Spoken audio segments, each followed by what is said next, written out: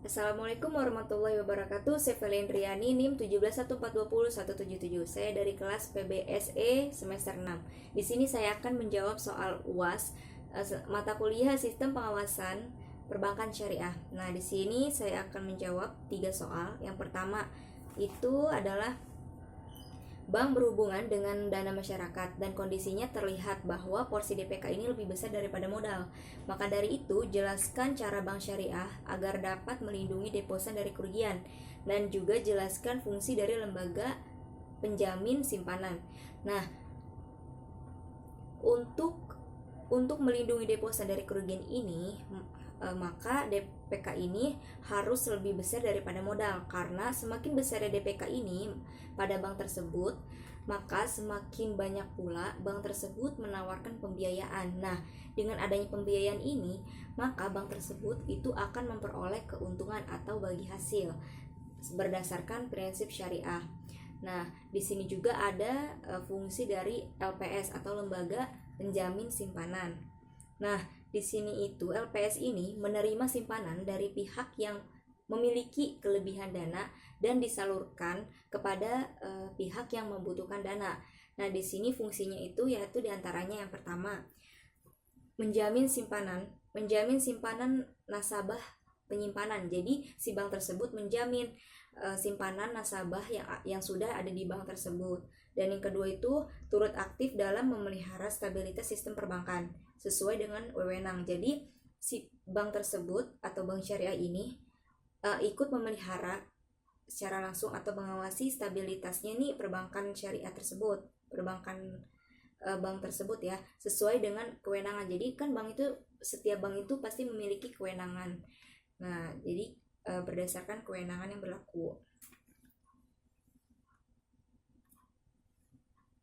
Yang kedua, jelaskan alternatif yang tersedia pada bank syariah. Nah, di sini alternatifnya itu ada dua. Yang pertama itu alternatif kecukupan modal.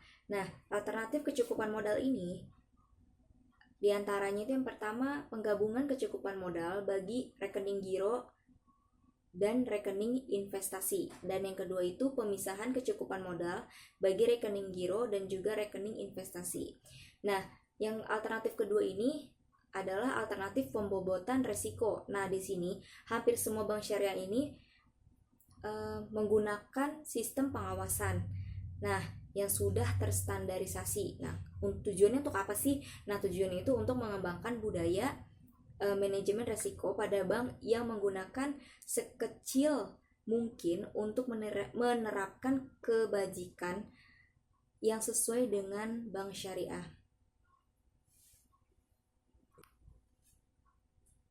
Baik, yang ketiga ini pertanyaannya adalah jelaskan mengenai jenis resiko yang melibatkan pada bisnis perbankan.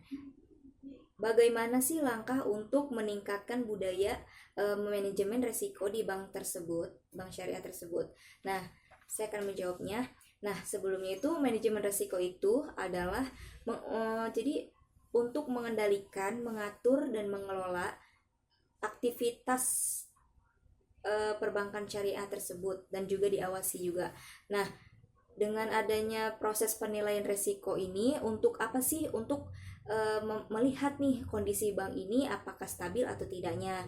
Nah, di sini resiko pada bank syariah ini terdapat ada 8. Yang pertama itu resiko pembiayaan. Nah, resiko pembiayaan ini maksudnya resiko yang terjadi akibat kegagalan nasabah dalam memenuhi kewajibannya pada bank.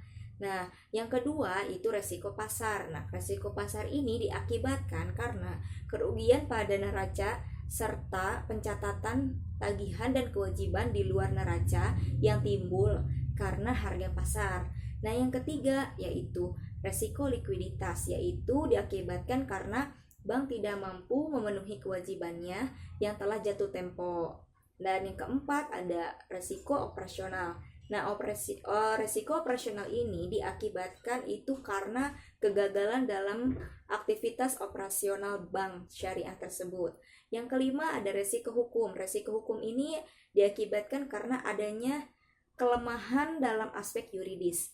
Dan yang keenam ada resiko reputasi. Nah, di sini disebabkan akibat kerusakan potensial